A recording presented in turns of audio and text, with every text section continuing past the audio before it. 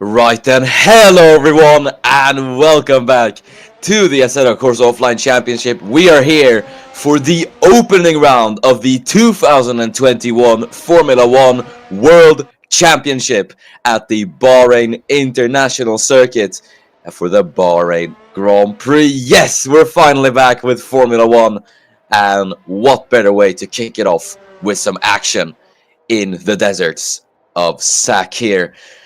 We've got 12 minutes of the first stage of qualifying just ahead of us. In the commentator booth today, it is me, your resident commentator, as always, Miran, and joining me for the first time this season, it is Giuseppe. Good afternoon to you. Good afternoon, Miran. It's really nice to be back, honestly, and what better way to do it in a fun with a track like Bahrain. So let's just see, just look ahead of us and see what awaits us. Yeah, this being one of the most prestigeful tracks on the ACOC calendar. We've raced so much here in so many different tiers, and there's been so much history at this track, obviously, as well. So, yeah, we are no stranger to this track at all. But, yeah, new season, new teams, new calendar, new drivers as well, and we'll go through that in a bit, as you'll get to see the first flying lap of the 2021 season. I will take you through the track. So the Bahrain International Circuit, located in the Sakir district of Bahrain, the tiny island nation in the Persian Gulf in the Middle East. As we all know, it was opened in 2004, sanctioned by the Bahraini royal family, to host Formula One, and designed by infamous track architect Herman Tilke. It hosted the Bahrain Grand Prix in 2004 and has hosted the Bahrain Grand Prix ever since, with the exception of 2011 due to the Arab Spring revolts. The track not only has featured Formula One action. We have had most notably the 6 Hours of Bahrain with the World Endurance Championships since 2012. You've had WTCR, you've had all the Formula One support series here, and even V8 Supercars came here in 2006, which was then called the Desert 400. So this track has featured a slew of different racing series over the years. This layout then, which has stood the test of time since 2005, being the only redesign of the track, is 5.412 kilometers long and features 15 turns. This track, I've gone through it several times, over and over again. Honestly, if you had to ask me, it needs no introduction, because for me, it's just such a great track, and it always has so many good battles and so many great overtaking opportunities. It's got a bit of everything, and I think you would agree with me, Giuseppe. Yeah, I must agree there, not gonna lie. And as we go back to the racing, we've seen the first few times come onto the board. Zasnishka is our provisional, but no, correct me on that, it's McIntyre now. But of course, only 8 drivers on the board as of now. Yeah. And now I think, as we're going to see the first few times born in Q1, I think it's a great time to talk about the new season, the new drivers, and the returning ones as well. You're seeing one man on your screen making his official debut in Formula One, namely Alex Broster.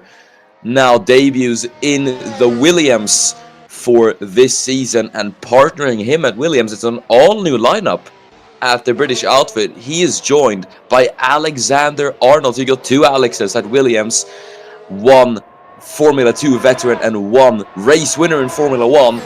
It's going to be a very interesting lineup to see. Obviously, they are replacing Giulia Cesetti and Josre Federic Sciuto, the latter, who namely has gone there.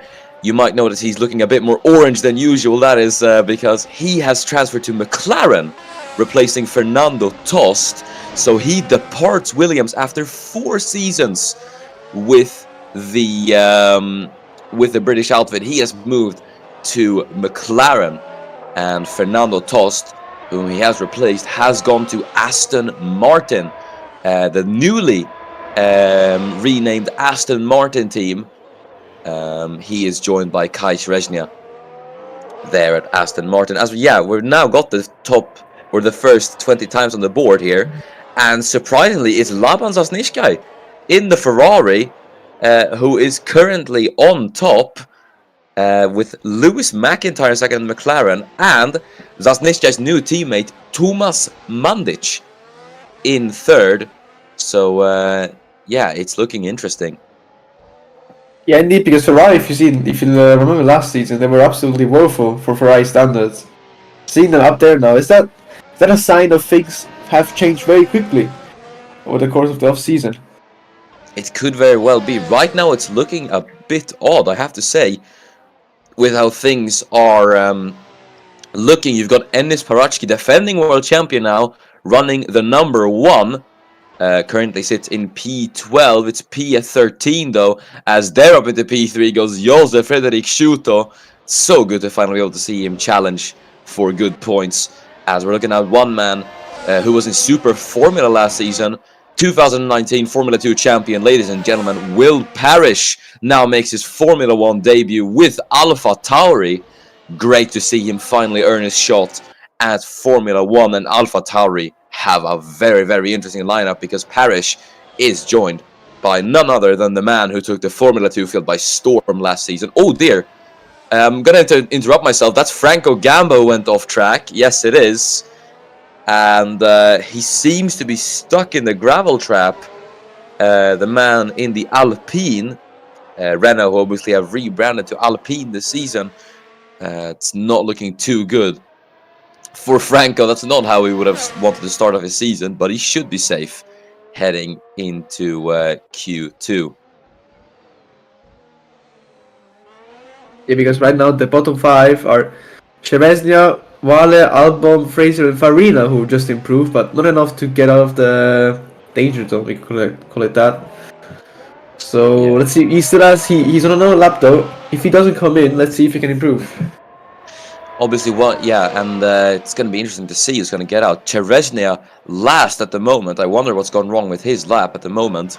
Luca Farina, who's gone back to Alfa Romeo after what was a shock to many, seeing him leaving Ferrari and getting replaced by Tomas Mandic. He has been sent back to the sister team, I guess you could say, waiting in the wings to earn that Ferrari seat back, possibly. Kai Shrezhnia is going to want to set an improvement here. The man now donning the number 13. That number last used by Miran Evji in Formula 1. So he now takes up the reins. But we'll see if he's going to be able to get an improvement in. Daniel Wala as well, now in his second season of Formula 1 with Alfa Romeo. Will be wanting to do well here. Then you got Victor Albom in the Haas. And accompanying him is Daniel Fraser in 17th. Another Formula 2 veteran, I suppose, finally earns his Formula 1 debut with Haas. Victor Albom and Daniel Fraser, who actually used to be teammates back in Formula 2 all the way back 5 seasons ago, now reunited in Formula 1. So it's a very, very nice story, I do suppose. But we're going to see Shrezhnia then as he comes across the line here.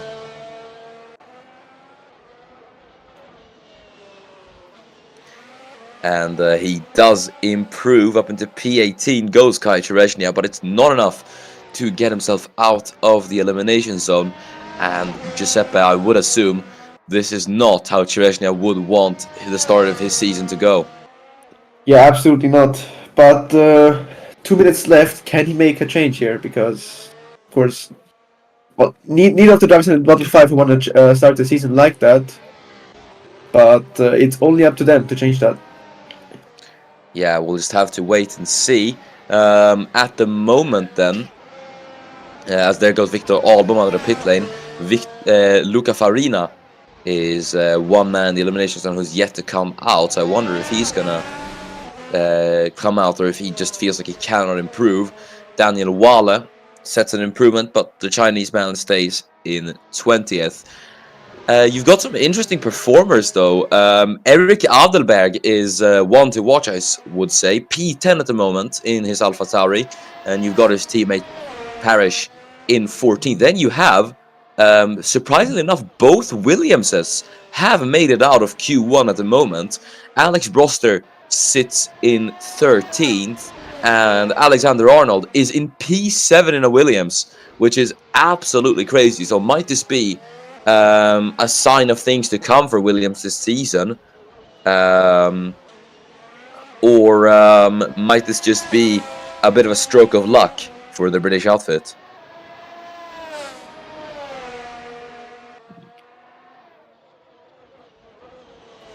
We'll just have to wait and see, I suppose. There's 45 seconds to go, and Farina and Cherezhnia are in the pits, so they are confirmed knocked out. Daniel Fraser comes in as well, so he is out.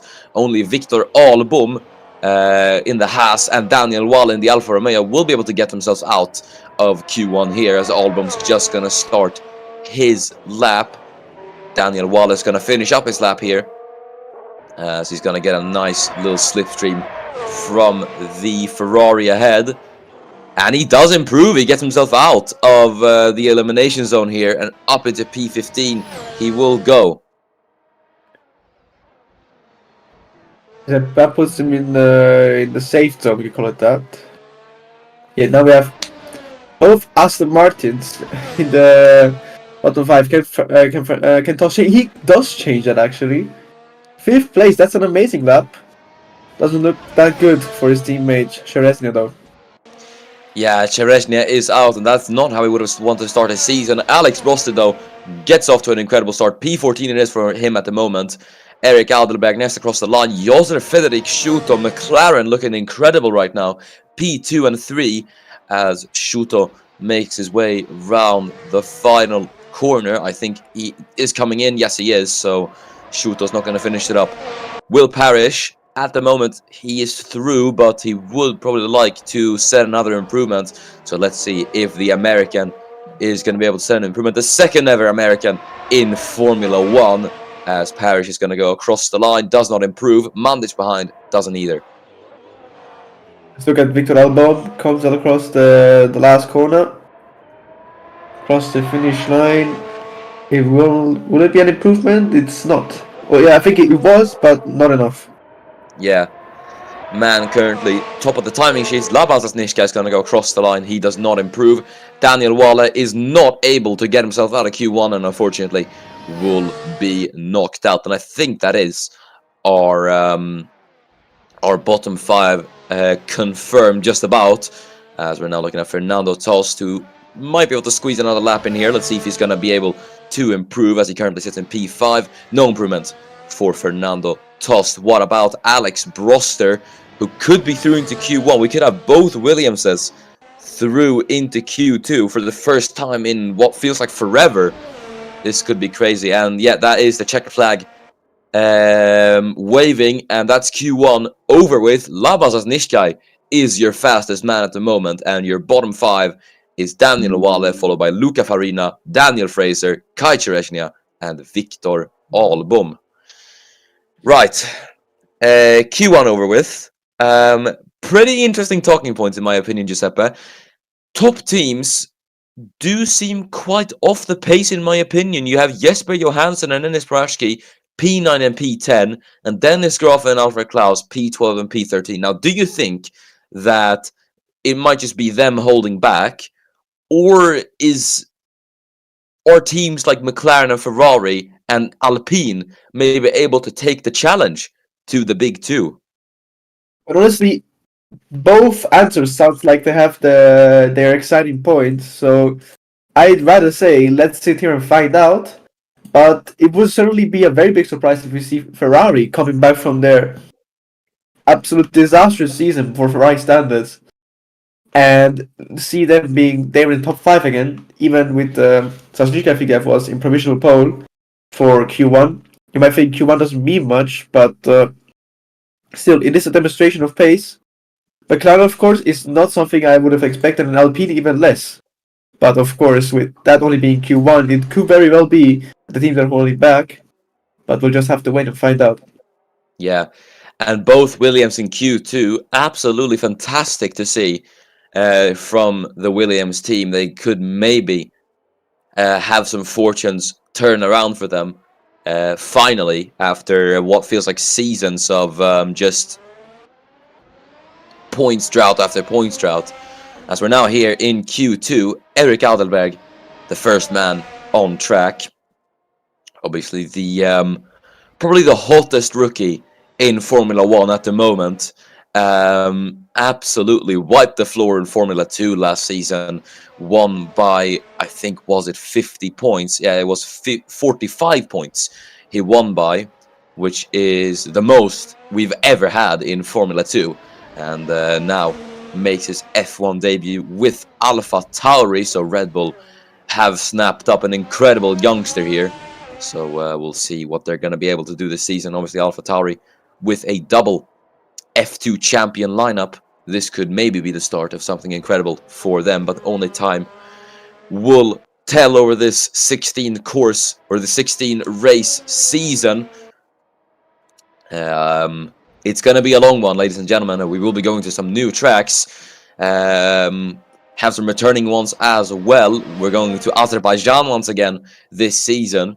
And we will be going back to Abu Dhabi for the final round of the season as well. We'll be exploring some new tracks as well. We'll be going to the Jeddah Corniche circuit for round 15 of the championship. We'll be going to the Lusail circuit in Qatar for round 14, and we will be going to Istanbul Park for round 11 of the championship. So it'll be very, very interesting to see how this season is going to play out and how these new tracks are gonna bring, or what they're gonna bring to the Formula 1 calendar. So it's gonna be really, really exciting to see. But we're now on board with Erik Adelberg on his flying lap. But Giuseppe, now that I'm talking about expectations for the seasons, I guess I could ask, what are yours? Well, honestly, I wouldn't really know, but I'm sure that one of them, I would say the rookies will do a very good job in my opinion, because they look very promising.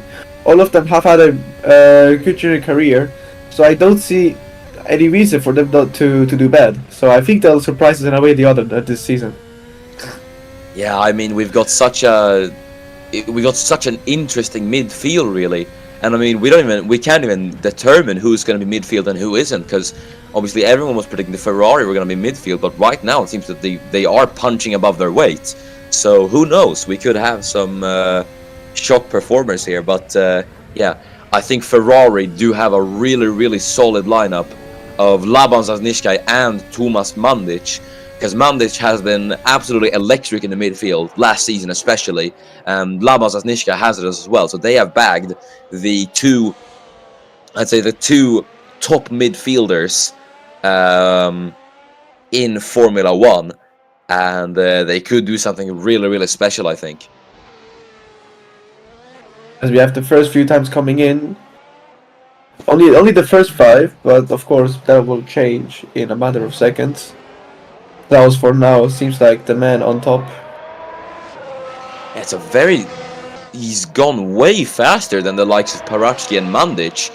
He's in the 130s, and he's gone about 7/10 faster than Ennis, which is quite surprising. Jesper Johansson with a 131.4.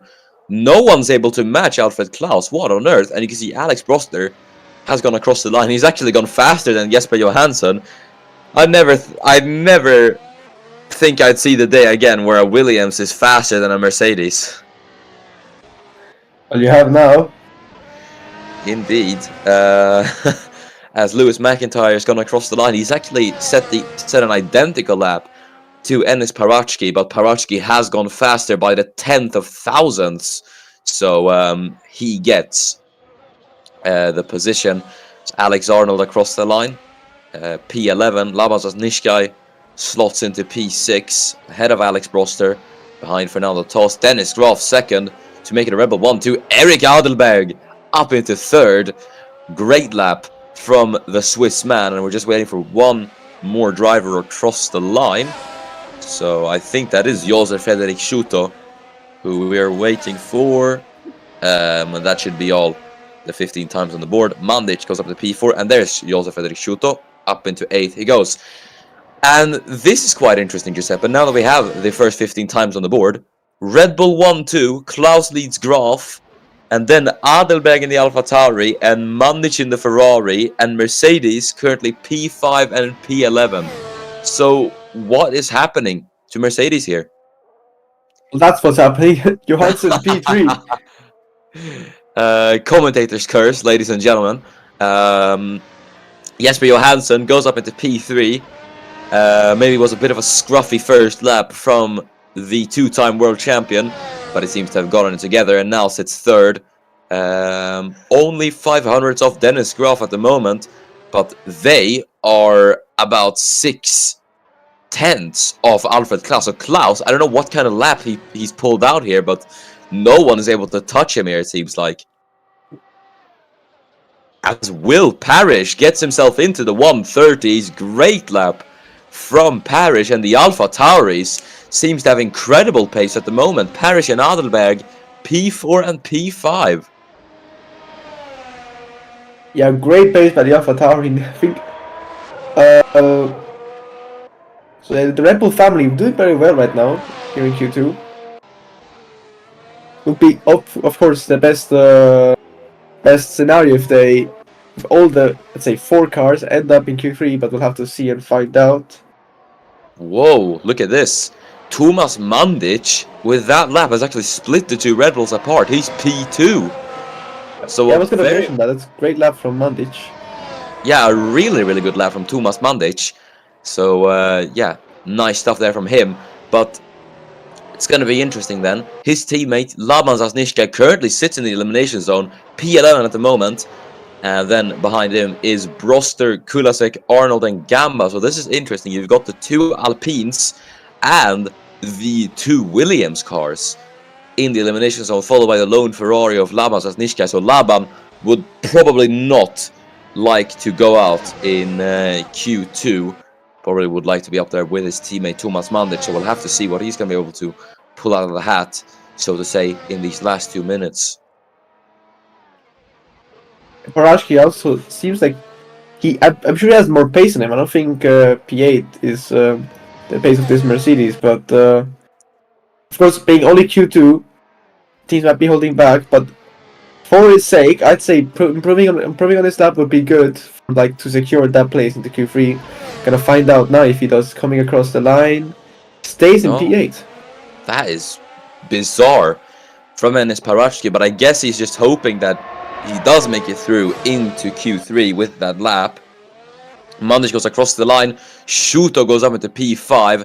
And yeah, the Slovakian gets himself even more safe into Q3. And as a man who has, as a man who's seen this guy in the Williams for so many seasons, just failing time and time again to get through into Q2, it is so good to finally see this man able to show his true pace.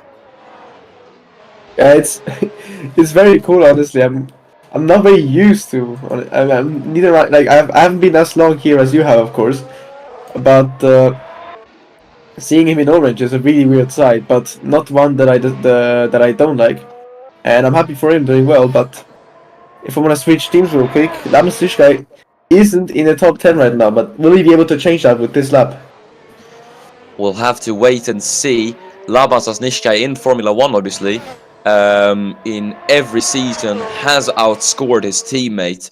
So he's going to go across the line, and it's P8 for Laban Zasnishka, and that is going to get him through most likely into Q3, but we're just going to have to wait and see. Fernando Tost is out of Q3, so no Aston Martin will make it through to Q3. Parachki goes across the line, it's P3, and that puts him well and truly safe heading into Q3. Epson Mercedes finally picking up the pace. Shooter all across the line doesn't improve, but that lap is, I think, decent enough to get him into Q3. Now 2, 1, 0 seconds, 2 minutes on the board. So drivers do not have a lot of time to improve. Johansson actually saw an improvement. Now he goes back to the pits. He thinks he's safe. Broster, who could put Williams into Q3, decides not to and goes into the pits. Now Klaus, who is already on pole, he's safe, but he might just do another lap for the sake of it. I mean, it's a very, very dominant lap time. No one's been able to touch it, really. But he's still going to maybe try and get another improvement in. He's going to try and go to set an improvement. He doesn't. And, well, obviously, there is no need for an improvement. As we're looking at Alex Arnold, Williams, if he does nail this lap, could be through into Q3. As no, I think he is coming in, actually. So both Williams will be knocked out here in Q2. Either way, a very respectable effort from the two Williams cars. As Labas Nishkas next across does not improve, but he is safely through into Q3. Dennis Graf across the line. I think that was Adelberg coming in. Then we have Parachi coming in as well. All these guys are safely through, so there's really no need to improve other than laying down a bit of rubber, I suppose. Shuto is going to finish up the lap. So we'll see if he's going to improve. No, he isn't. And Klaus, I think, should be the final car across the line, unless we're waiting for the checker flag to just fall.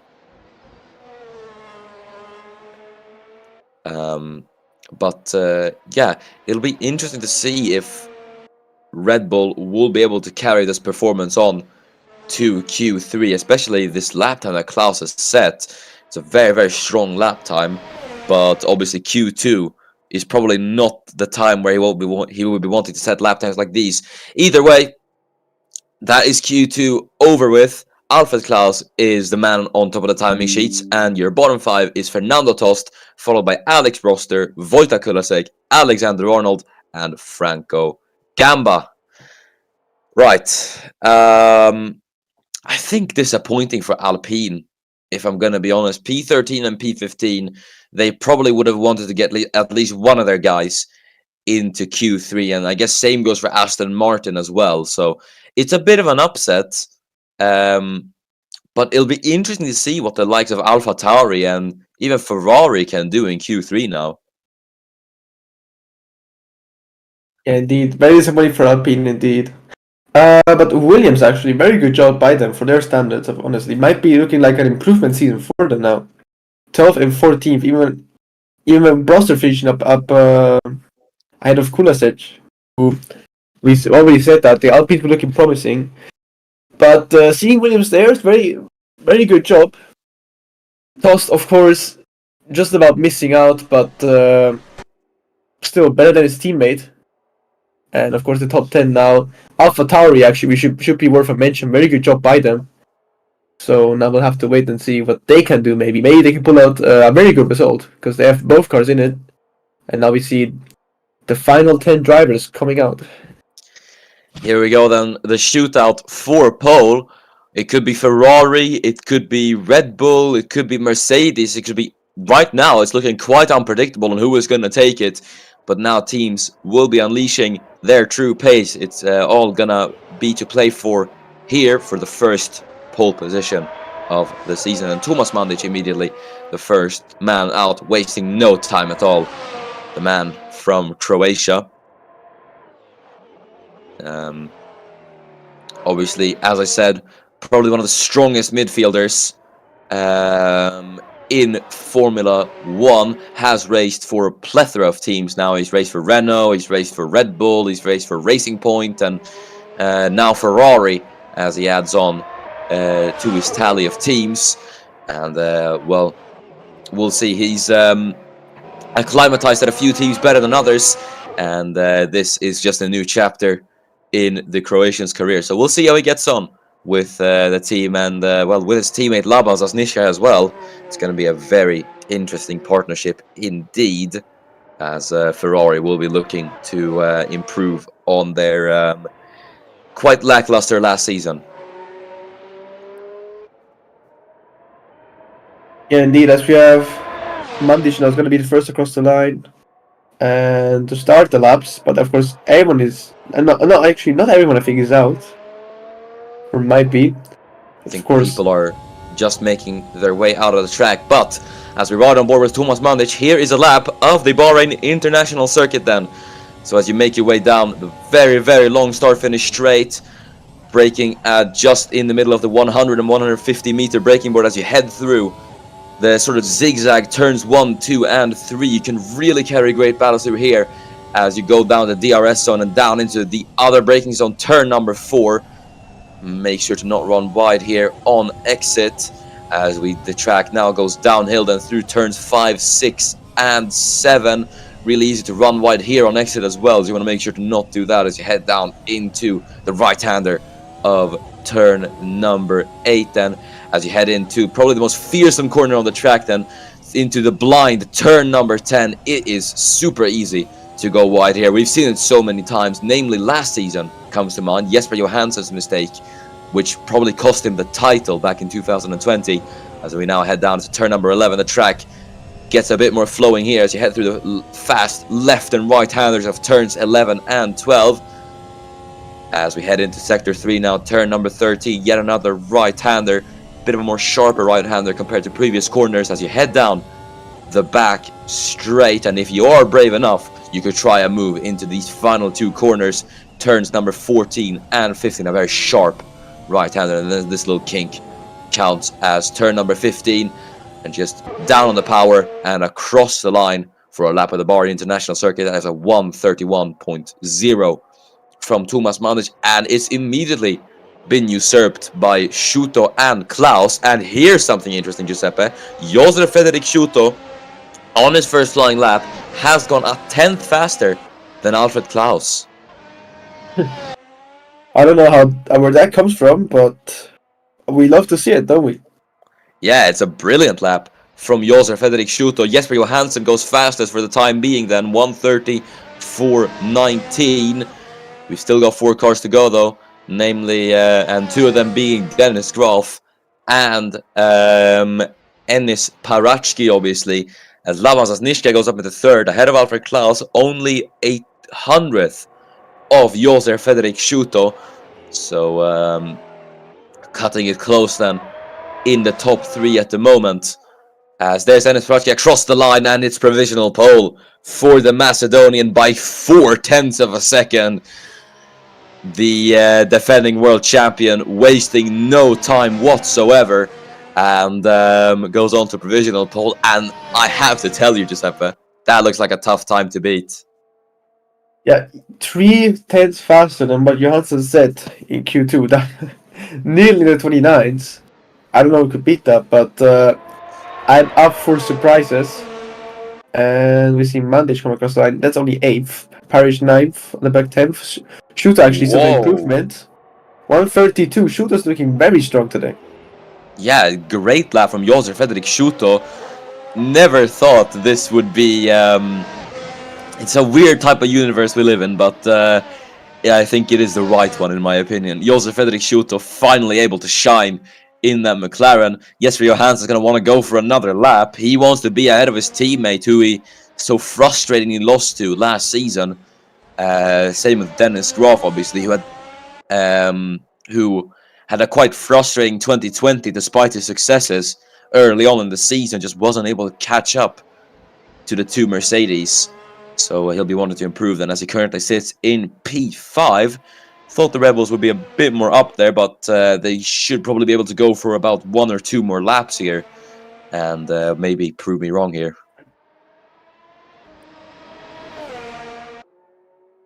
Yes, the 10 times have been set. Oh no, wait, I think Dennis Graf is coming in. Sorry for interrupting you, Giuseppe, but I think, yeah, look at this. Dennis Graf is coming in. So I don't think he's going to go out. He's not going out again. So Dennis Graf will be starting P5. This is not good news for Red Bull. And now they're going to have to rely on Alfred Klaus if they want to get the pole position here. As, yeah, Thomas Mandic next across the line. He does not improve. Laban Zasniczka is surprisingly the top for the leading Ferrari man at the moment. It was Mandic who had the upper hand on his Serbian teammate through Q1 and Q2, but Zasniczka has now kicked it into gears, it seems like. As Jesper Johansson is going to go across the line. Is an improvement? Yes, but he still remains in P3, edged a bit closer to Schuto and Parachki, but he is just not able to do anything there. So Alfred Klaus is now going to get a lap in, and this is going to have to be crucial. It's going to have to be clinical from Alfred Klaus if he wants a shot at least getting himself into the top 3.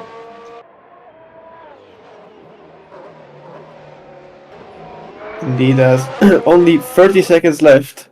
It's not much time, of course, as we know in Q3. Q3 is all about setting that one perfect flawless lap. That's what Parashki has done, honestly. That's a very tough to beat lap time. But could it be Schuto? Could it be Johansson beating it? We don't know, but we'll have to wait and find out, as honestly, it's really unpredictable because everyone looks so strong here today. And now 5 seconds, and we're counting down the clock as most drivers only have one more chance to set a lap.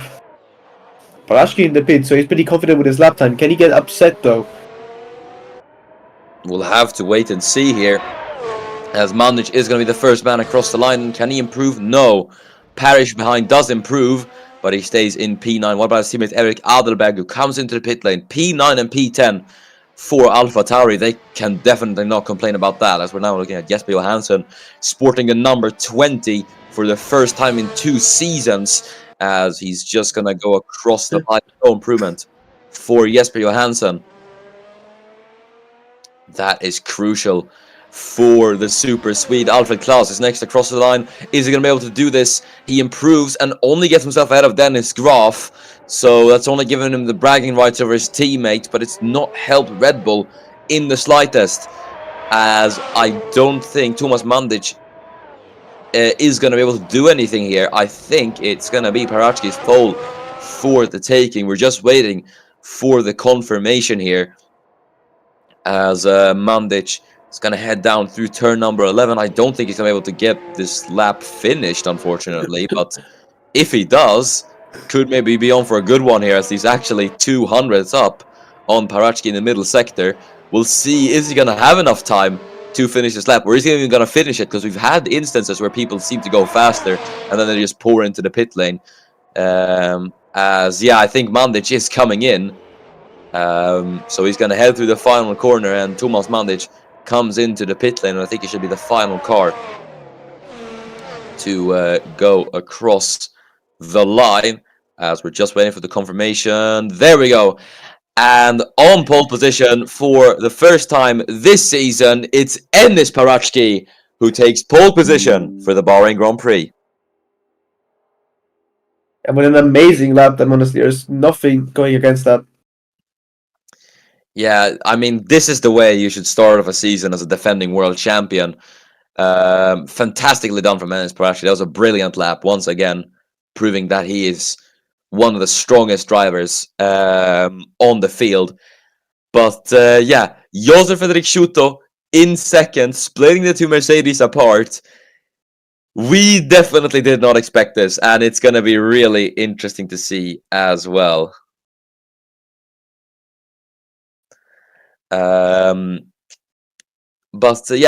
be really exciting to see what McLaren can do today, especially with the pace that they have. Same with Ferrari, because they're looking very close to McLaren, Red Bull and Mercedes. So could we maybe have them in contention for the win today, or at least a podium? I think we definitely could. Yes, we don't really have except Mercedes, which is up there in first and third. Just the teams kind of look spread out. Honestly, credit to AlphaTauri as well for qualifying 9th and 10th. That's good result by them. But we have McLaren 2nd and 7th, Ferrari 4th and 8th, Red Bull taking the 3rd row. And of course, the two Mercedes in 1st and 3rd. So it really can't really tell, honestly. I feel like the initial lap will of course be very important, seeing how the positions shake up. And if it turns out to be a race with many overtakes, it looks like can even be a more exciting one. Yeah, it's going to be really interesting to see, but I am really, really excited to be able to go racing once again. But I think Parrish and Adelberg have done really well in qualifying, but they are going to face some pressure from the likes of Tost and maybe even Alex Broster, for all we know. He could be a bit of a wild card here, so it'll be interesting to see what he's going to be able to do. But my eyes are definitely going to be on the orange machine on the front row, Josef Frederick Schuto, and we'll have to see what he's going to be able to do then. But our questions will be answered shortly, as we are now here. The grid is set, and it's time to go through the qualifying grid before lights out for the first ever time in the 2021 Formula 1 season. And it is Enis Paraschke starting off the season strong, coming off as defending world champion. He takes pole here at Bahrain and accompanying him on the front row. If you would have told me this a season ago, I would not have believed you, but it is Josef Frederik Schuto in the McLaren. What a debut for McLaren, I have to say. He's done really, really well on himself. Second row, Jesper Johansson starts in third, and Laban Sasnička a brilliant fourth in the Ferrari. Alfred Klaus will be taking fifth, with Dennis Graf in P6. Maybe not what Red Bull would have wanted here today, but we'll see what they're going to be able to deliver in this race, as Lewis McIntyre takes seventh, with Thomas Mandic in eighth. Then, rounding out the top 10, it is the two Alpha Tauris, both on their debut. Will Parrish lines up P9, and then Eric Adelberg rounds out the top 10. Yeah, and in 11th, we have Fernando Tost. Then in 12th, we have Alex Prost. A very good result by him, with Wojtek Kulesic in the Williams sandwich, with Alexander Arnold 14th. Very good results by Williams, I must say. Franco Gamba there in 15th. Then we have the two Alfa Romeos of Dario Valle and Luca Farina. Below we have Fraser. Then we have Chavesny. I would have expected a bit more, considering his teammate is up there. But can he maybe prove me wrong and make up a lot of position in the race? We'll have to see. And Victor Albo rounds off the grid in his house. Yeah, now this is going to be interesting then. But no more waiting. It's finally time to go racing in 2021. 33 laps ahead of us. 6 lights. And we're underway here at Bahrain. It seems to be a decent start for Enis Paraschke. Not as much for Josef Frederik Schuto, though. And I think Johansson has got him in heading into turn number 1. Can Sasnička do anything there into turn 1? Are they 3 wide? Yes, they are. It's a bit of contact between all these 3 as they all battle for second. And Johansson does come out on top to make it a Mercedes 1-2 here, as he's side by side with Josef Frederik Schuto for second position. Then as we head down to turn number 4, there's been a crash at the back. Victor Albo and Franco Gamba, but we're going to focus on this battle as Schuto and Johansson side by side through the chicane, as Schuto's there on the outside line, the two going wheel to wheel, and I think he's just trying to hold off Johansson to the utmost of his ability here, as the two are going wheel to wheel. Then now down into turn number 9 and 10 is going to be Johansson on the outside line. They're late on the brakes for Jesper Johansson, as Schuto almost forces the world champion wide, but he's still able to keep it wheel to wheel, as Schuto has actually defended from Jesper Johansson, unless he's going to try it to turn number 11.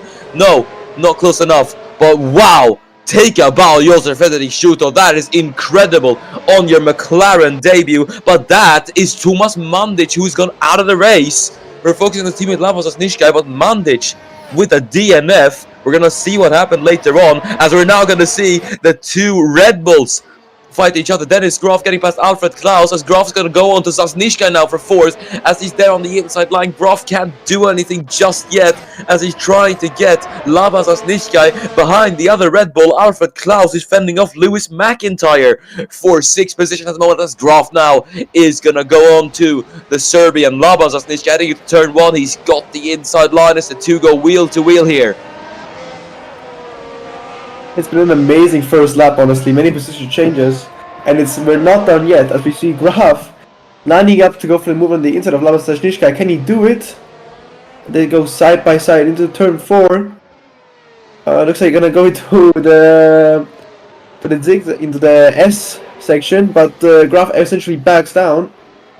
But he's not done yet. Look at him going out the outside on this corner, very, very daring. But can he pay off? He's still there. They're still side by side. Nobody wants to give up. Now into one of the most challenging turns in the circuit. Oh, they make a bit of contact, I think. Graf has to back off, but gets immediately on the inside of Sasnička again, which then will turn to the outside, but not if he makes the move. Oh, he puts Sasnička off. Yeah, Laban's not going to be happy about that, but that is Dennis Graf through into P4, and it might not be over for Laban Sasnička, as it's double trouble, as the other Red Bull of Alfred Klaus is now there looking to try and get past, but Sasnička will not be letting that position go, I'm sure, as now we're going to head on to lap 3, but let's see what happened at the start here. This is Victor Albom, who I think tangled with Franco Gamba, And I wonder if this might have been a bit of a 3-wide situation heading into turn number 1. So we're looking at Franco Gamba there. And lost a lot of positions as well. Oh, we got turned by the... that's Alexander Arnold, I think. We're going to see this on board with Alexander Arnold. Just heading down to turn number 1. Tries to avoid the Alfa Romeo there. And then there's the Haas on his inside. Makes contact and... He got sandwiched, honestly. Yeah, 3 into 1 doesn't go. I think it's just a classic case of that. And then it's just a bit of chaos here. And then... yeah, this is the onboard from Victor Albom. And there's nothing he can do there. Just absolutely helpless. And this is Thomas Mandic, who had a pretty decent qualifying. This is not how he would have wanted his debut with Ferrari to go, but he's side by side with the McLaren here of Lewis McIntyre. And it's all fine through here. He loses out the position. And then there is, I think that's Eric Adelberg, if I'm not mistaken. And, oh, just gets turned. Oh, that's big impact as well. Yeah, makes contact on re-entry. And just isn't able to get it rolling again. And unfortunately, that's going to be Mandic out. Which is a massive, massive shame. But we're now going to go back to the action then. Fernando Tost trying to chase down Alex Broster, who's got up into P9 in the Williams. Great stuff from Alex Broster, as he could be on for debut points in a Williams, as we're going to see Will Parrish now. He's going to try it on Lewis McIntyre then, heading into turn number 1. The two are going to be wheel to wheel then, as Parrish is going to try to get past the Brit in the McLaren. He's got a good run on him, heading out of turn number 3. No DRS yet for Parrish, but he has a look at the turn number 4. There's Kulasek fighting Tost for the last point spot, as the two are going to be wheel to wheel. And Kulasek on the outside line of Fernando Tost, but he's going to lose out here, and Fernando Tost is able to defend, but he goes a bit wide, and there's contact between Kulasek and Adelberg, and Kulasek is off. He's off into the gravel trap, and I think he is out. It's, I think, a double DNF for Alpine here at Bahrain. It's the worst possible result for the French outfit, but Wojtek Kulasek making contact with Eric Adelberg is out of the Bahrain Grand Prix. Disaster for Alpine, honestly. I don't know what happened there, as we have the Alfa Romeo side by side, which is P15. And they push themselves off. I'm not sure if Firmino will be happy with that. But yeah, I wasn't muted, but I screamed, I screamed, oh no, really loudly when I saw Kulasek going off. It just surprised me, took me by surprise. Yeah. As another thing that might take me by surprise here is Johansson going for a move to Schuto, making a Mercedes 1-2, and he actually gets it done before the corner. So yes, that's very powerful Mercedes there. It's a bit of a shame for Josef Fredrik Schuto. Not much he could have done, but Jesper Johansson will now be in free air to push to try and catch up to Enes Parachki. But it is a 2.3 second gap, so he's just going to have to try and focus on building that gap, or building a gap to Josef Fredrik Schuto, and try and chase down his teammate here. As Daniel Fraser in 12th. Brilliant start from Daniel Fraser, I have to say. He's on the back of Eric Adelberg here. Yeah, the Haas, which did not look that good there in 18th and 20th in qualifying, Fraser has changed that up into P12. And maybe he's not done yet, because of course, there's about more than 30 laps to go in this race. And Chereznia also has made up a lot of positions, to be fair, from P19, plus 5 into 14th. Yeah, very good stuff from Kai Chereznia. He is currently on the back of Alex Arnold. So, yeah, it's going to be interesting to see how this battle is going to play out. But Aston Martin, probably not the pace they would have desired either. As we're now looking at Alfred Klaus, very, very close to the back of Labas Asnishkai, and he's going to try it heading into the final corner. But no, he's not close enough. And I think he has to think a bit more carefully about trying the moves, as Dennis Graf now says the fastest lap of the race. And there is Josef Fredrik Schuto. He's going to go up to Jesper Johansson, but he's not close enough to try anything just yet, and that's going to lose him a bit of time. And that could allow Dennis Graf to catch up to Josef Fredrik Schuto and throw himself into this battle for P2. There's Farina battling with Daniel Waller, the two Alfa Romeos going side by side then, as Farina's gonna have the DRS, so does Daniel Waller, as he's gonna try to make a move here, but no, he stays behind. And Alfa Romeo is looking very keen on fighting for the position this race. We now are looking at Klaus who's in 6th. Not that far off Sasnishka, I might remind you. So we could see a move in the next few laps maybe. We'll have to wait and see. Yeah, and if Klaus wants a chance of keeping up with his teammate, he's gonna have to get past Laban very, very soon. But he seems to be struggling a bit, trying to keep up with the Ferrari, as Zasnisha himself is just unable to get past, or unable to keep up with Dennis Goff himself. As I do say he was struggling to keep up, he's gonna go to the inside line of Laban Zasnisha, then into the final corner. Klaus gonna have the inside line, and I think Zasnisha runs a bit wide. Yes, he does. And there in the background is Lewis McIntyre to try and get involved into the battle.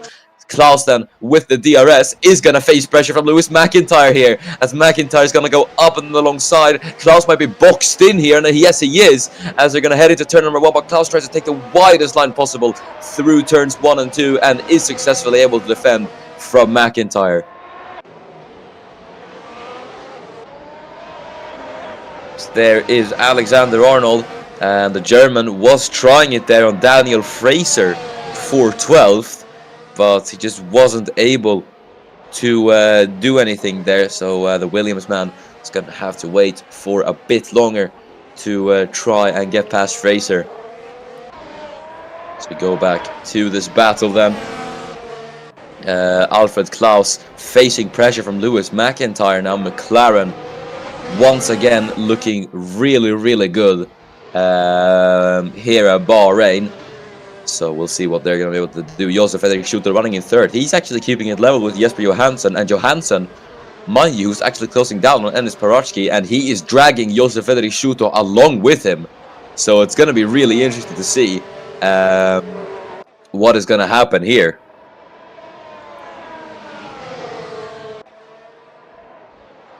Yeah, all of the field looks very close to each other. Really, we're seeing a lot of position changes. All eyes on Alexander Arnold, as both of them dragging cars which are not really supposed to be there, we could say, up into very good positions. But as I say that, Alexander Arnold now down the main straight, he actually tried to move to the first corner, into the last corner already somewhat, and he set it up really well to maybe get it done before the corner. Can he do it? Not quite. Fraser is still there, and I'm pretty sure he got the position back. Yes.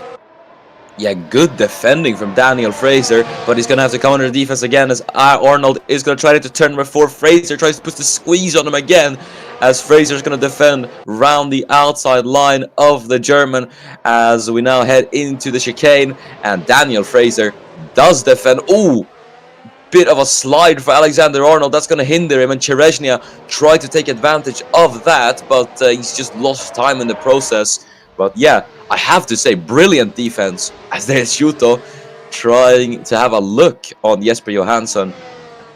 But really, I have to commend Daniel Fraser on that defense in his first Formula 1 race. He's defending against one of the most experienced drivers on the field, Alexander Arnold. So yeah, well done, Fraser.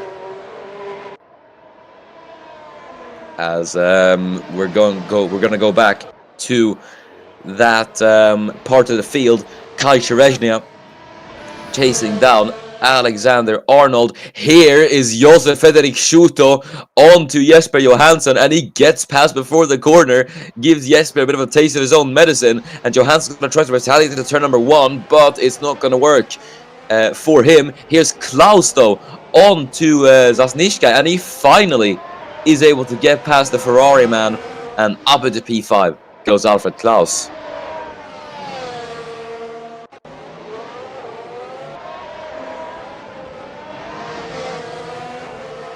Yes, Cherez now as well might try and move onto Alexander Arnold, getting one more position on his climb up to the top 10. He is there, certainly not invisible, but he just cannot get it quite right into turn 4. Yeah, that's a bit of a shame for Kai Tereshny, but he's got quite a poor run. Is Daniel Walla going to try and take advantage of it?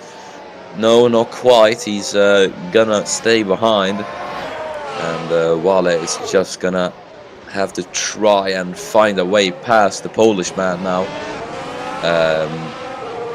So we'll see what he is going to be able to do then. This is probably not the start Alfa Romeo we're hoping for to their season either. As we look a bit further up the field then. Laban Sasnishkai still trying to chase down Alfred Klaus. So he's keeping it level as... Okay, now this is very interesting, Giuseppe. Look who's under a second of Josef Frederick Schuto. Or, sorry, maybe Enes Parachki. It is Josef Frederick Schuto. Kind of spoiled myself there. But, yeah, both of these guys are now in the battle for the race lead. But they're going to battle it out for second here as we see Johansson trying to make it stick on the outside line. He's going to get a good run though. Has a look on the outside line. There's no space there, so he opts for the inside line then. Heading into turn number 4 as the two are going to go wheel to wheel. Johansson on the inside line trying to push his way past. Schuto is defending excellently here as the two are going to go wheel to wheel. And Johansson still there on the curb, having a look on the inside line, late on the brakes into turn number 8, and they're still going at it, wheel to wheel battling between the two. But this is good news for Enis Parachki, because that gap is now up to 1.8, and both of them have lost big time as a result. So this is probably not what they will be wanting to do. I guess even though they are rivals, they maybe would need to work together here to try and catch up to Enis Parachki. There is Daniel Walla having a bit of a look on Luca Farina, but yeah, nothing coming out of that just yet for the Chinese man trying to attack his new Italian teammate. And then McIntyre, the other McLaren, who's got Shooter's taking off the spotlight for McLaren this week, of course, but don't count this man out as he's also trying to move with the Sasnishka. That was very close actually. Sasnishka has to go off the track even, so that could have ended way worse than it did. McIntyre is still there, goes into the position to attack him on the inside, has good speed in the corner. Can he get it done? Doesn't seem like it, but he might set it up for this straight into turn 4. DRS on, and he is there, certainly there. Is it enough though? Is it enough? They're side by side. It's really good racing between the two. Into the S section, and McIntyre just has to back off. But of course, many battles we've had here have not ended there at that corner as we go into the hairpin. McIntyre has pulled away a bit, but maybe just trying to look for the perfect moment to strike. Now onto the straight. DRS open once again. Can he close down the gap? We'll have to see. But for now, it seems like he's staying behind. Yeah, good battle between the two. Then Laban Sasnishkai has been put up under major defensive work today. It seems like obviously a bit of a difficult task to defend from two Red Bulls, but he's doing well defending from Lewis McIntyre at the moment. But yeah, he wants to do everything to keep that P6 then, because he doesn't. I can guarantee he does not want to go down another position. Indeed, as Fernando Toss actually has gone into the points paid positions. I think I missed that, me personally. Maybe you didn't, but I did. As he's gonna make that 1 point he should be getting now 2 points, because he moves quite swiftly ahead of Alex Broster here. Broster, who's by the way in 10th position with the Williams, so certainly not too bad. As Chevesney's teammate also trying to look for a move onto also Williams, but can't make it quite right like his teammate did. But it's not over yet, of course. And we have the straight as well, of course. If he gets the Williams, he might actually try and get the move onto the house as well. As this is a bit of a 3-way fight for P12. For now, the battle is stalled. Yeah, I have to say though, Broster has been doing very, very well then to get that Williams into the point, as we're now looking at Lewis McIntyre. Still on the back of Laban Zasnishka. We'll see what he is going to be able to do here. But he wants that P6 taken away from the Ferrari man. So it's going to be interesting to see how that battle is going to unfold then. As we're looking at Jesper Johansson, he's got Dennis Graf there for company now. So Graf has joined this battle. So there's still maybe a bit of hope for Red Bull here at Bahrain. As Johansson is going to try to get past Josef Frederik Schuto. Doesn't get close enough through turns 1 and 2. There's Alexander Arnold and Daniel Fraser fighting amongst each other, and Cherezhny is going to get involved into this, as Arnold didn't get the best of runs, and Kai is going to take big advantage of that, as this boxes in Alexander Arnold, unless the German decides to make it 3 wide. No, not quite. Cherezhny is going to go to the inside line of Arnold, as the two are going to go wheel to wheel then through turns 1, 2, and then 3, and I think it is going to be both of them with DRS. Cherezhny is through and ahead, and he might even go on to Daniel Fraser, unless Arnold's going to make it 3 wide, and bit of a hairy moment there. Cherezhny and Arnold both having to back out of the move. Good thing that they did, because I don't think that would have worked. That was a great battle we just witnessed there. But another very big talking point of this race is the top 3. Bashki, of course, has been the undiscussed leader. But Schuto and Johansson have had more than one scrap this race. But always changing positions. Right now, it seems like Schuto has stayed in that P2 for a while now. But I mean, either way, P2 or P3, it would be a result that Schuto has, well, never witnessed before. Whoa. Sorry, I'm going to have to interrupt you here, but look at this. Oh, contact. Yeah, contact between McIntyre and Zasnishkai. Laban got way too dirty there. He pushed him all the way out to the edge of the track, and, well, no wonder there was contact there. But this might be damage for the pair of them, and Will Parrish is going to try to take advantage of this now. He's going to go to the inside line of Lewis McIntyre. But what was that from Laban Zasnishkai? That is not what you should be doing in a battle. As here's Cherezhny then, he's going to get past Arnold and Fraser. So he's going to pass the both of them, as Arnold and Fraser are going to be left fighting for P13. Good stuff from Cherezhny this race, I have to give it to him. And Arnold, with the DRS, is able to get past Daniel Fraser. Fraser's going to have a look on the inside line of Alexander Arnold, trying to get back the position. But the Williams man is going to be in P13. So yeah, great battles in the midfield. Yeah, great battles everywhere, to be honest. Must have been not only the midfield. You can see Schuto and Johansson all race long, and they're not. And the Schuto actually, he looks a bit more close than what he was the last few laps. As Farina actually tries to move around the outside of Fraser.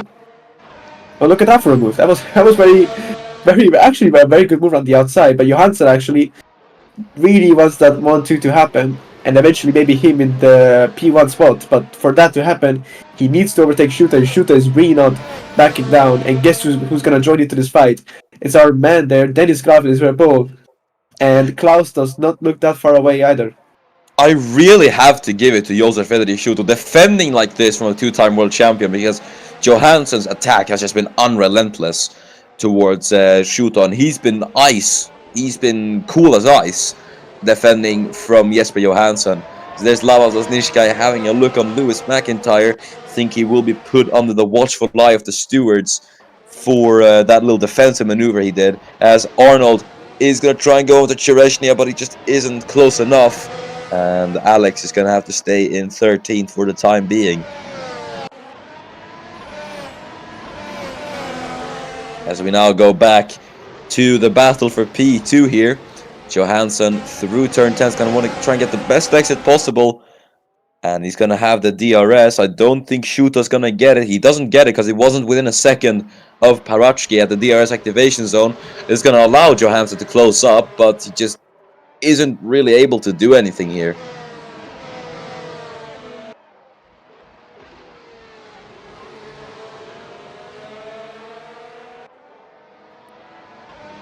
Yeah, we're 1/3 into the race actually. We were a few laps ago, now we're 1/3 into it.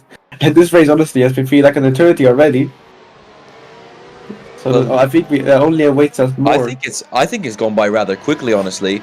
And one man who's going to try a little bit of an overtaking maneuver here. Jesper Johansson with the DRS, and Schuto's going to try and push him out wide here, heading into turn number 1.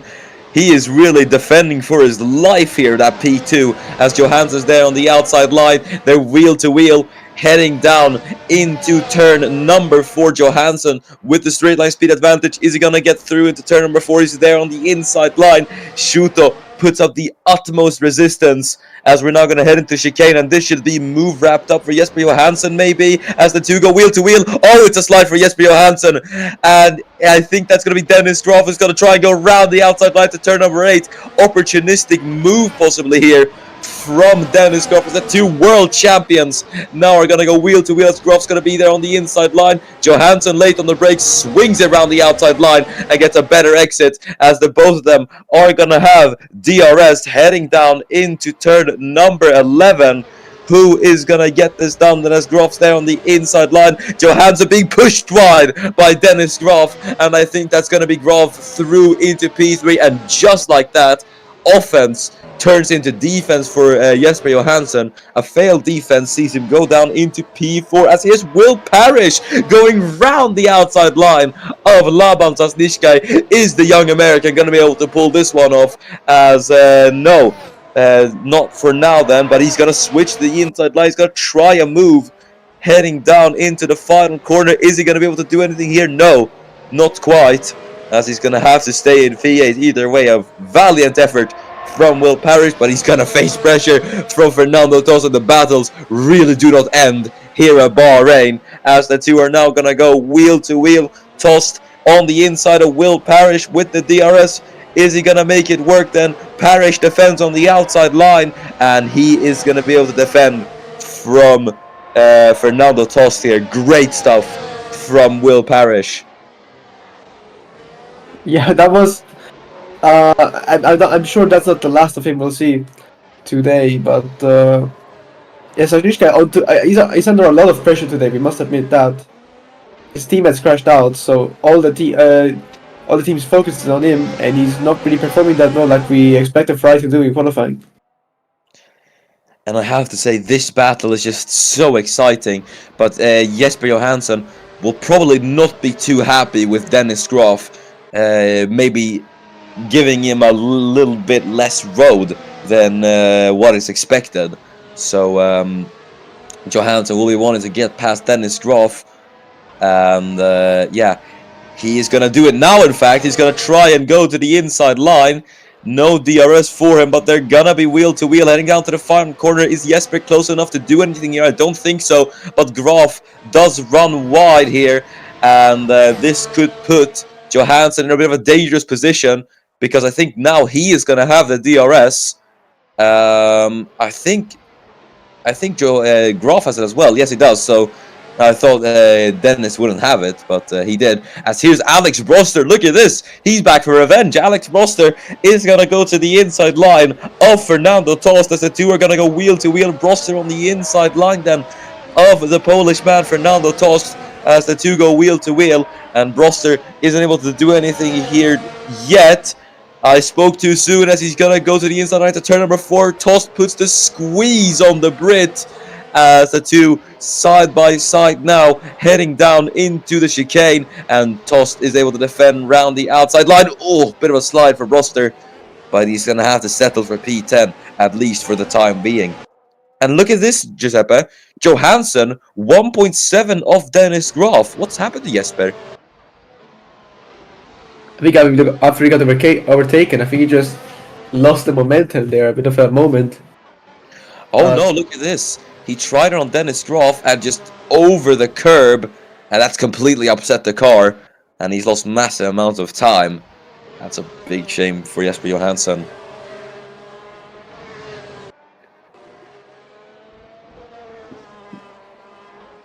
We're about less than halfway, so he has not all the time in the world, because of course a Formula 1 race does not go with all the time in the world, but he does have quite a lot of time on his hands to make those lost seconds back up. Yeah, and Josef Frederick Schuto, he's been closing in on Enes Paratsky for so long now, but Paratsky, I have to say, he's probably been breathing several sighs of relief during the course of this race, considering he has had Johansson pester Schuto, and now Schuto's going to have another world champion to defend from.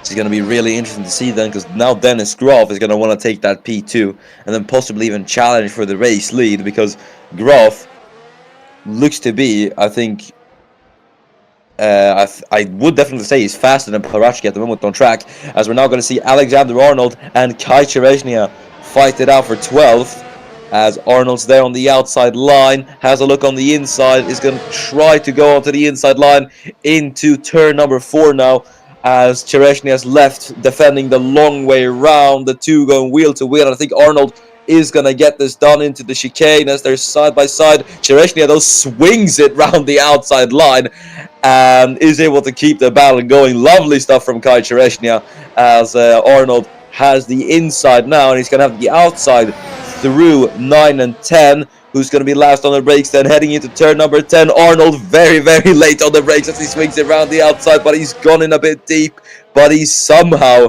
able to make it work, I think, as Cherezhnia is still wheel to wheel. Arnold using all the track available to him as he runs a bit wide, but they're still wheel to wheel here, as Cherezhnia is going to have the outside through the long right-hander of turn number 12, and now into turn 13. Arnold on the inside line once again as they go wheel to wheel. No one wanted to give each other an inch, as Arnold is now ahead of Kai Cherezhnia briefly, as Cherezhnia's going to try one last ditch maneuver heading down to the final corner on the inside line. Arnold runs wide, and that could give Cherezhnia the overspeed compared to Alexander Arnold heading down to turn number 1. So this battle definitely not over, but great stuff from Alex Arnold.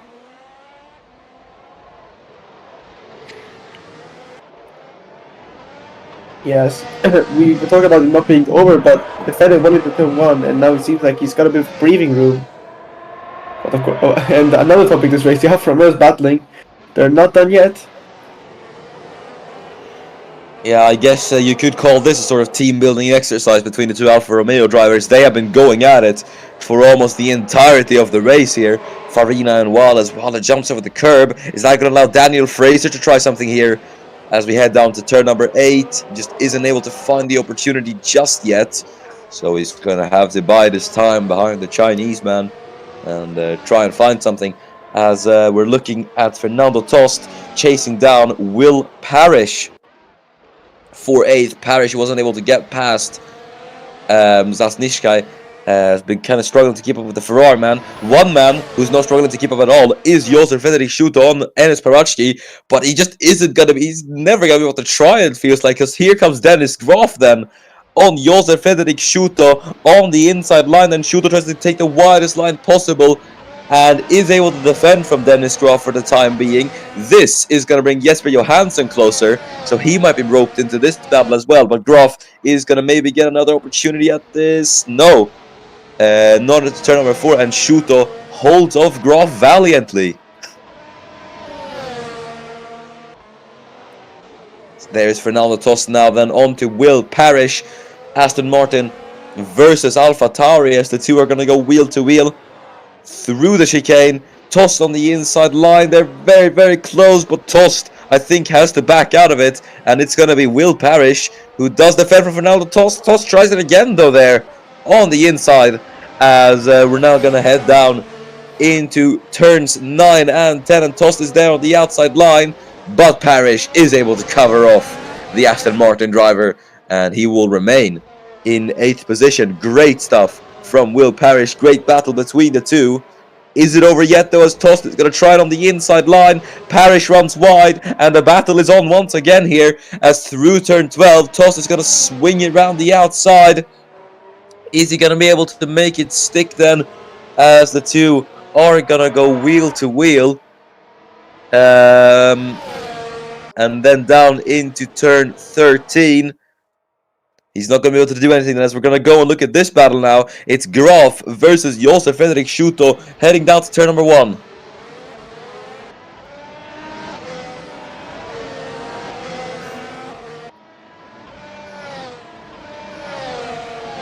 Yeah, Graf now the second straight actually could.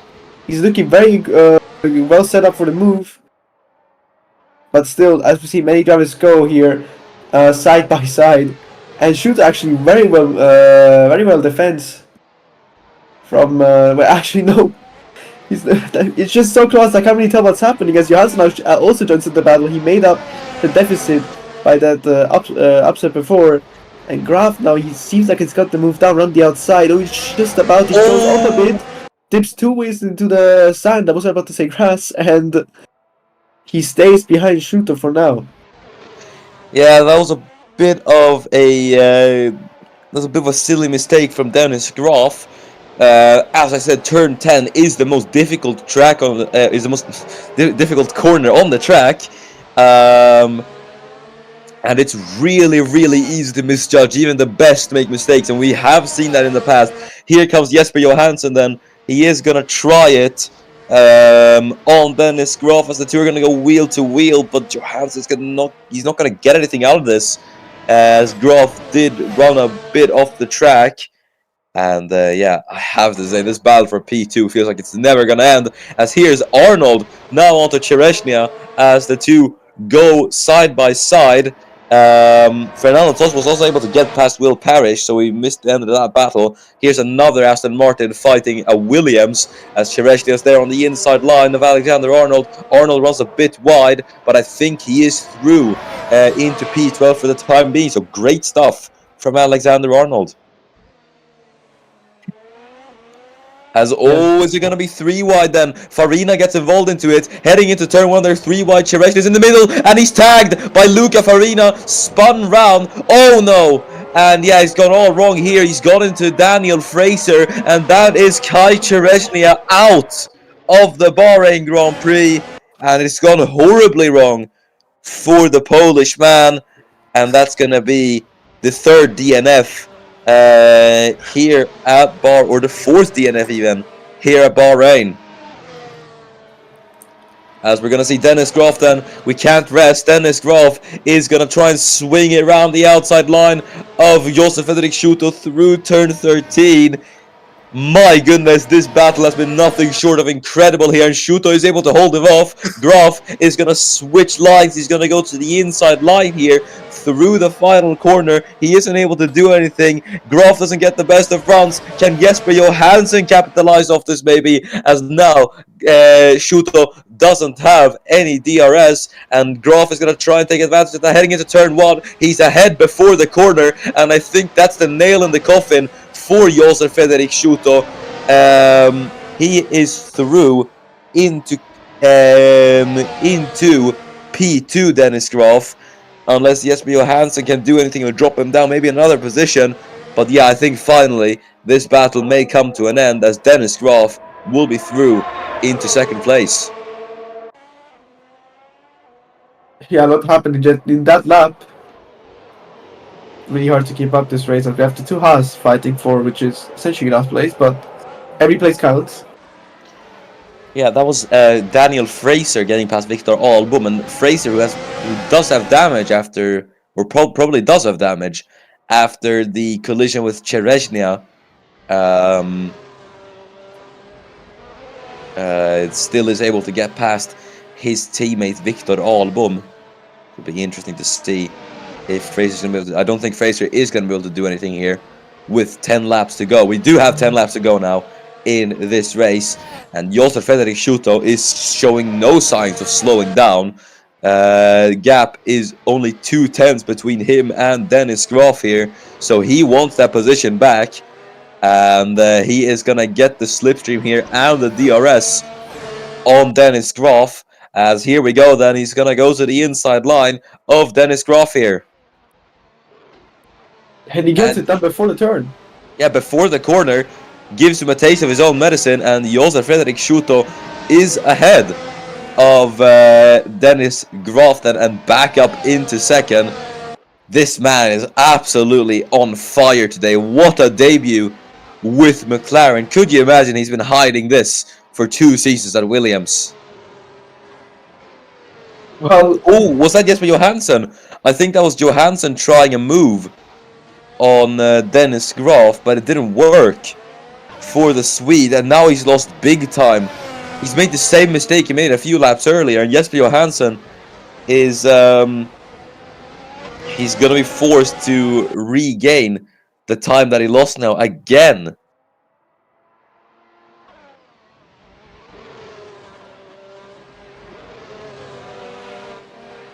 Indeed, Johansson's not looking like it's a flawless race. But he's doing his best. You can clearly see it.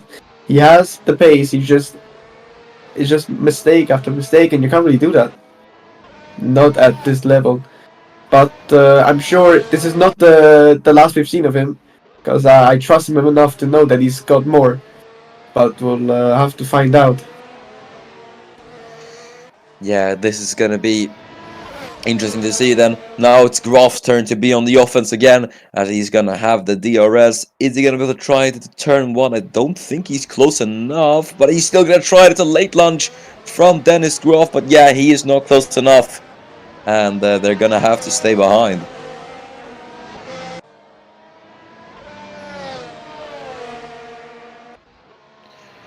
Heading into turn 4, he's still not able to do anything. So we look to the midfield then.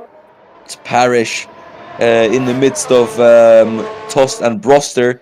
Here is Luca Farina now chasing down Alexander Arnold. Farina's going to go to the inside line of the Williams drivers. The two are going to go wheel to wheel, but I think Arnold's going to have it on the outside here.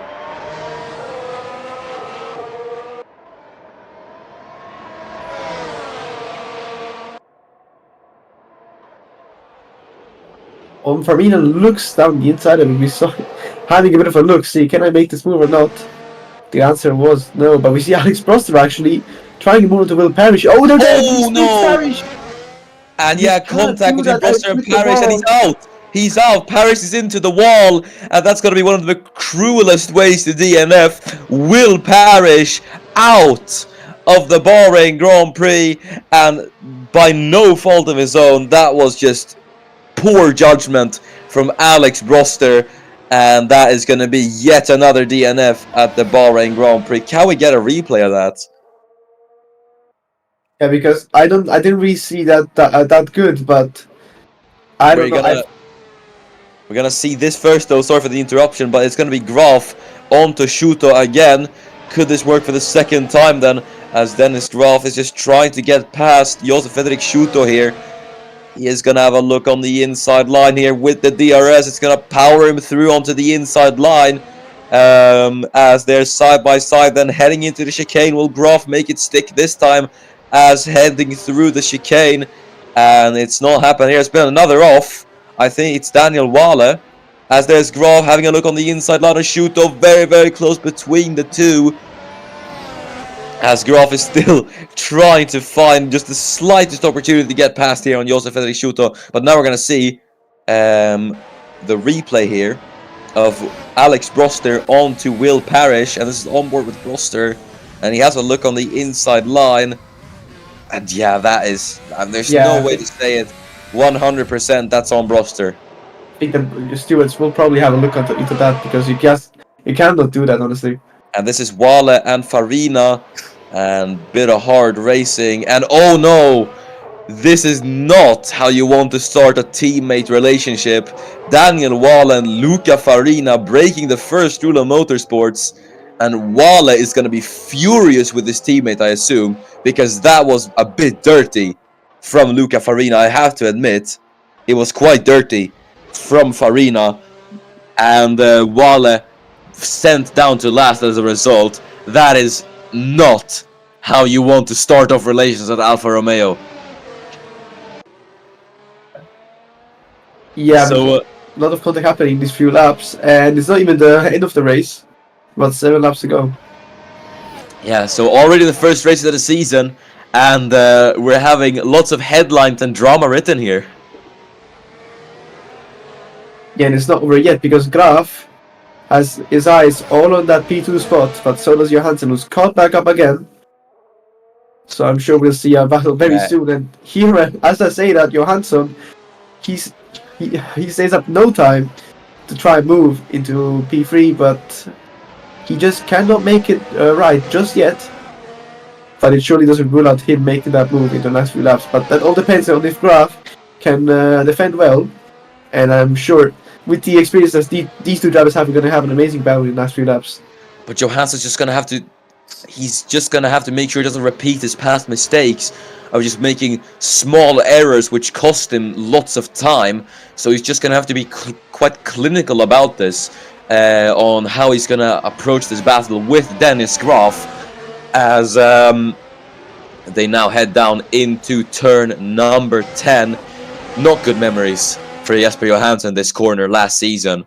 But yeah, we'll have to just wait and see what Johansson's going to be able to do here. And I think Paraczki here is just a long lost cause for the rest of the guys, because he's 3.8 seconds up the road. All this battling has just led to Ennis in a world of his own today. He's just been able to pull away. So yeah, it's been a great showing from Paraczki. But this P2 battle has been nothing short of incredible here today, as now Graf is going to get another opportunity at trying it on Josef Frederik Schuto, and Jesper Johansson is going to be looking to pick up the scraps from this battle, as both of them DRS engaged. Schuto is just going to have to be left to his own defenses here as we head down to turn number 1. Then Graf now on the inside line, as he always is, and through turns 2 and 3 just isn't able to do anything here.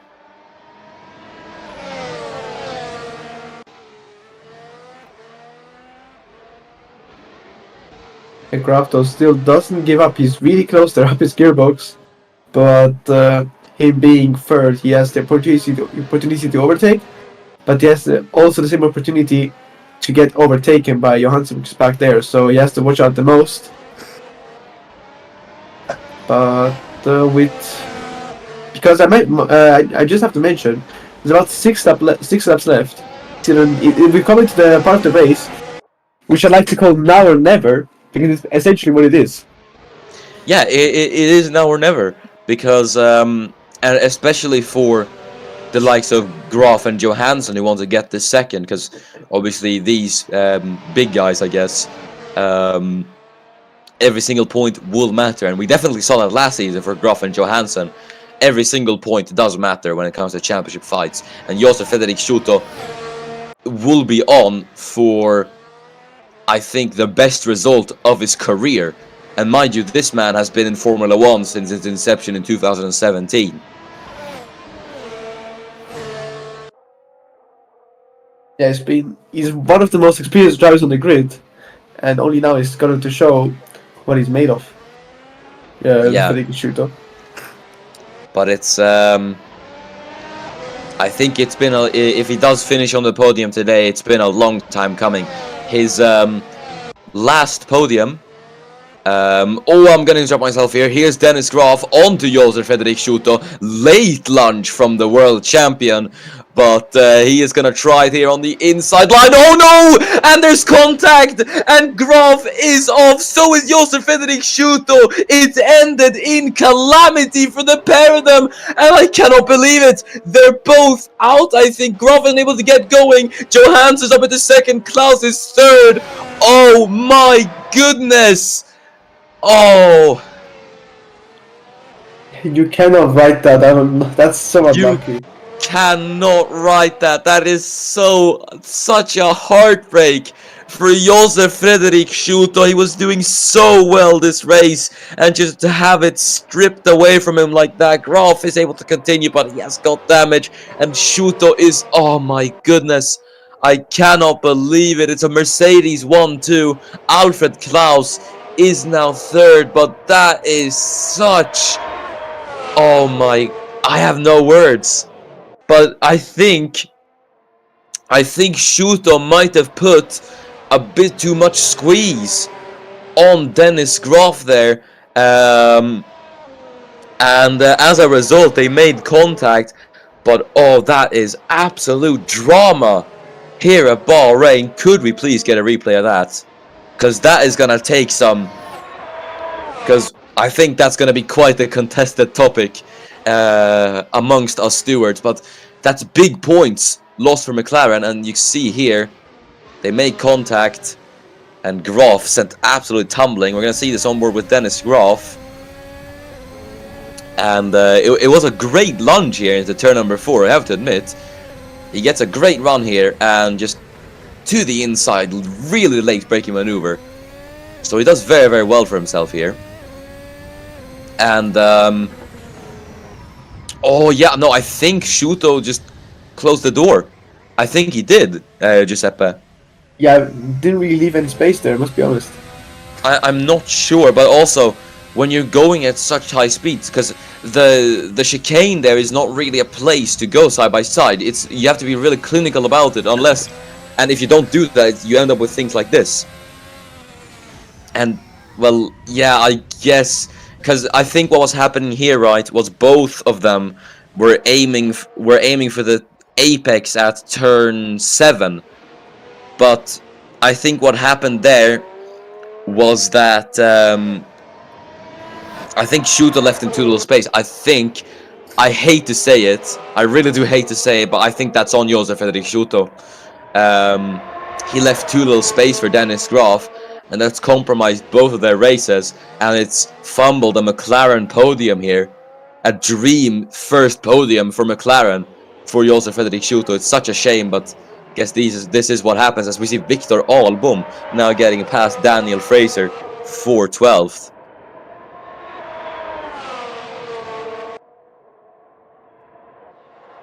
Yeah, but now with only 4 laps to go, are we gonna see any more surprises? And might be so.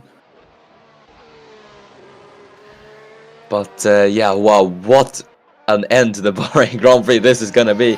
3 laps to go. Parashki leads by 5.1 seconds. And Klaus 1.4 behind Jesper Johansson.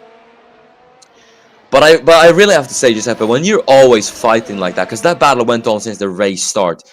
When you fight in that intensity for lap after lap after lap after lap, there's bound to be some form of contact. I mean,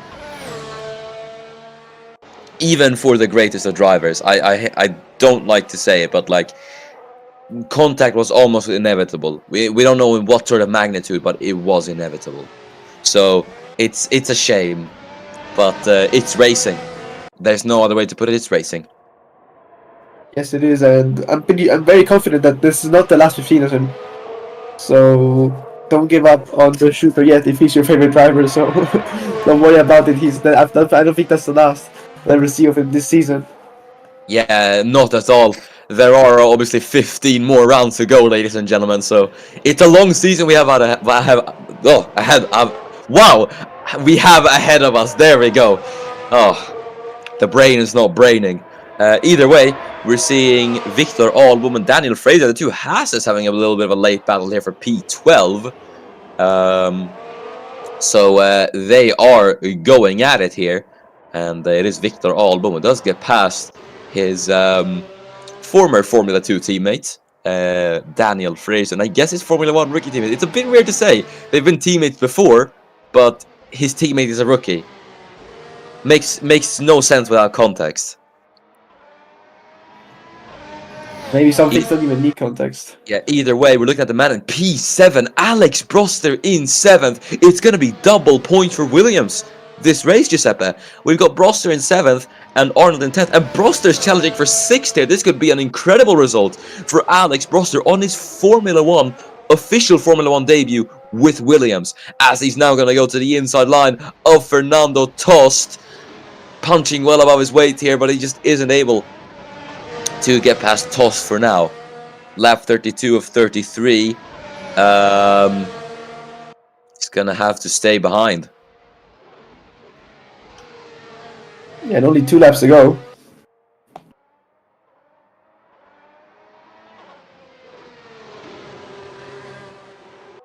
Not much time left.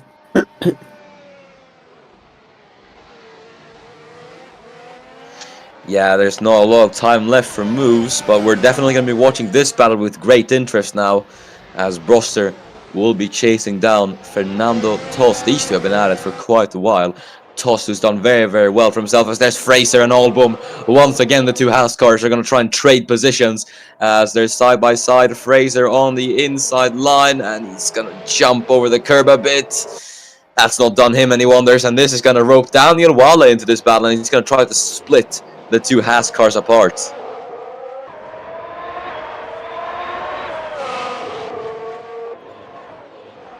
As Wale heading down to turn number 10, trying to keep it on the back of Fraser as we're now on the final lap of the race.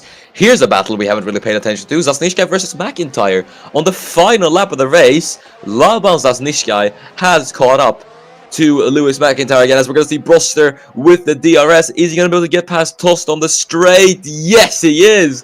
And that's Alex Broster on the final lap of the race for Williams, has gotten himself up into P6. Currently double points for Williams, but that could change as Luca Farina is looking to try and get himself into the top 10. Late move from Farina as he's going to go to the inside line of Alexander Arnold, but he isn't close enough just yet, and he's going to have to stay behind.